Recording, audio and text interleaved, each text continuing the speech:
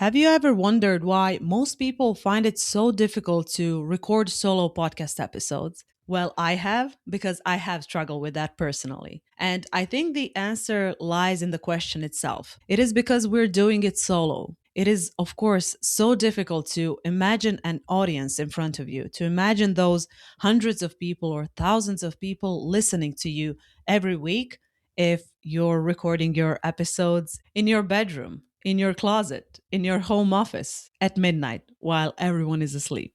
Since I know exactly what you feel like, today I want to share with you three tips or three hacks, as much as I dislike that word, but these are really three hacks that will help you record better solo episodes that will for sure cut down the procrastinating time in half and that will actually make you look forward to recording solo podcast episodes.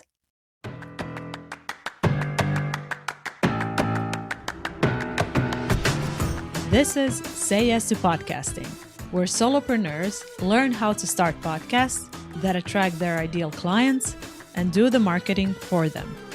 I'm your host, Anja Lordanic. Let's launch your show.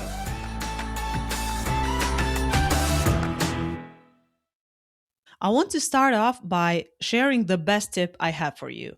And this is literally how this episode is created. As I already said in the intro, it is much more challenging and a bit more unnatural even to record solo episodes compared to doing an interview or chatting with a client. Because in those other two instances, when you're talking to another person, they're naturally asking you questions. And you naturally keep answering those questions as they keep coming up. And this is exactly the scenario you can recreate when recording solo episodes if you're finding it difficult to record all by yourself, which was the case with me, but it is not anymore. And I know that you probably heard different advice out there when it comes to recording by yourself. Create a structure, follow the structure, create a hook that will draw your listeners or readers in. Then create a couple of points that you will present to your audience. And then summarize all of it and include a CTA at the end, a call to action. And don't get me wrong, this episode contains all of those things if you listen carefully. But how you go about structuring it for yourself only, for your own purposes, doesn't have to be as rigid as this structure I just presented. So if you take away anything from this episode, let it be this. Write down 8, 10, 15 questions in the order a curious listener would ask them. Once you have a rough topic in mind, put yourself in your listener's shoes. What would they like to find out first? And then next? And what's the next question that would appear in their mind? What would they need clarifying? What would they be curious about? Actually, what's funny, those questions should guide the questions you should be asking yourself as if you were a curious listener. And I'm absolutely positive you already received hundreds of questions from people in your audience, from your prospects, from your clients. But if you're still not sure what questions people would ask, go to the source. And when I say source, I mean websites and forums where people are generally unfiltered, where they ask questions anonymously, where they are essentially more open, more vulnerable compared to when they would ask a question in LinkedIn DMs or in Instagram comments. Here, it is key to think like someone who is a couple of steps behind you. So think like a beginner, think like your client would think. What's on their mind? What's bothering them? What's a problem they want solving? And what are the questions they would like to have answered? Now, I know that for you, as the expert in your field, it might be difficult to put yourself in your listener's shoes, in beginner shoes. But that is a skill that will keep on serving you episode after episode because you will be able to understand what your listeners are going through. They will feel understood and you will be able to serve them better. And the best thing about this trick or hack is it doesn't sound scripted. It sounds as if someone is interviewing you. Someone is asking you questions. And if you're curious and want to see what this looks like in action, I just answered the question that I had right in front of me. And this question said, won't it sound scripted? And I already answered this question, but I will answer it again. No, it won't sound scripted because you never really scripted the answers. You know the answers. You're answering them on the go because you're the expert. You know what you're talking about. In a nutshell, what you're doing here is you're responding naturally to questions people are asking. And that's it. Regardless of your public speaking experience, you don't need a script. And if you mess up, you're very much free to edit certain parts out. Okay, so now I hope that you understand why this tip is my number one tip. And if you take away anything from this episode, let it be this one tip and start implementing it today. Now, with the first tip, we talked about structure. But what about delivery? What if you still don't sound the way you want to? What if you don't come across as friendly and approachable and energetic as you usually are? Well, here is a very simple hack for you. And some of you might be familiar with it, but for those of you who still haven't tried it, try to record standing up instead of sitting down. This might be the very reason why your episodes sound a bit flat, low energy. And the reason is very simple because your body posture affects your voice as well. Try to think back of your old high school or elementary school days. And most of the teachers, the professors you had, gave their lectures standing up, not only because they had to write on the blackboard, but also because when they're in the upright position, they have better breath control. And not only that, but they also command authority. And more often than not, they would walk around the classroom. They would slowly go back and forth, and only from time to time would they sit down. And I still vividly remember this one professor of mine who would always sit down, who would never stand up and describe certain concepts, give presentations. And honestly, it was boring. So it's ironic, her class was actually memorable because it was boring.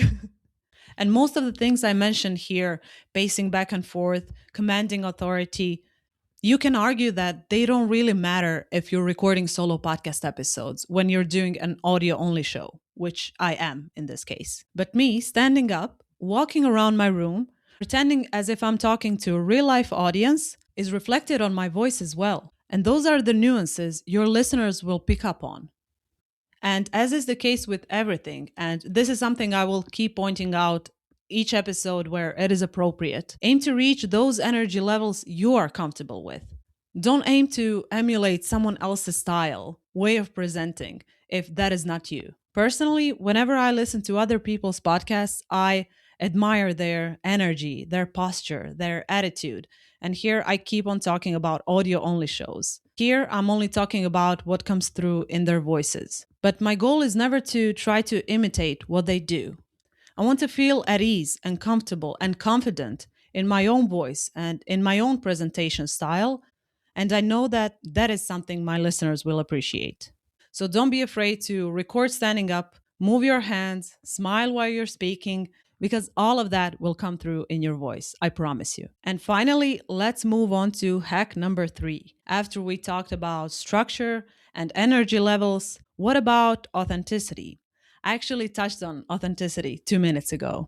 And my hack number 3 is something completely counterintuitive and something I came up with for myself with hopes that it will help you too. So, hack number 3 is record even if you're having a bad day. And since you're a business owner, you probably heard this one before. Show up even if you don't feel like it. And trust me, it is much more difficult to show up and record a solo podcast episodes when you don't feel like it compared to writing a LinkedIn post when you don't feel like it. So why in the world would you ever record when you're having a bad day? Well, first of all, you're showing up for yourself, for your podcast, for your listeners, for your business. Second of all, your guard is down. You're more honest. You're more authentic. And this doesn't mean that you won't provide real value to your audience on those days. Quite the contrary. Those sessions might result in more powerful episodes, more honest episodes. You don't always have to feel on, so to speak, to record. And it is only natural that you won't sound the same episode after episode. And your audience will appreciate that because they're real people as well. This is also one of the reasons why I love podcasting so much, as a producer and as a consumer. It's an honest medium, and people are absolutely receptive of you both on your good days and your bad days.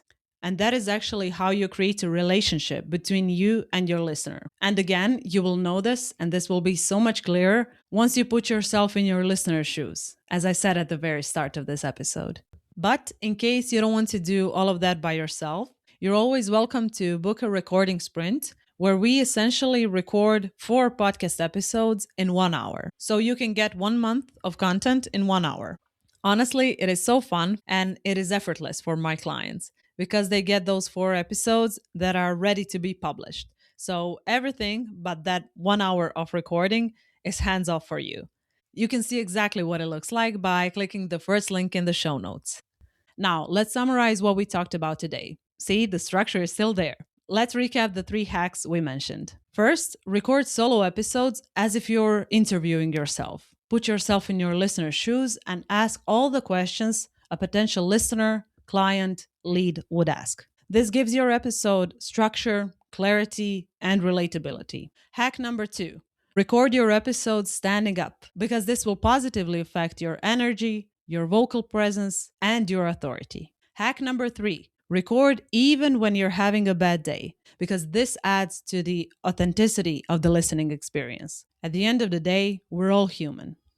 And finally, don't ever beat yourself up and say to yourself that you're bad at solo episodes and that solo episodes were not meant for you. They can only be hard if you're trying to perform or pretend as if you're someone else, while in reality, your listeners are looking for you.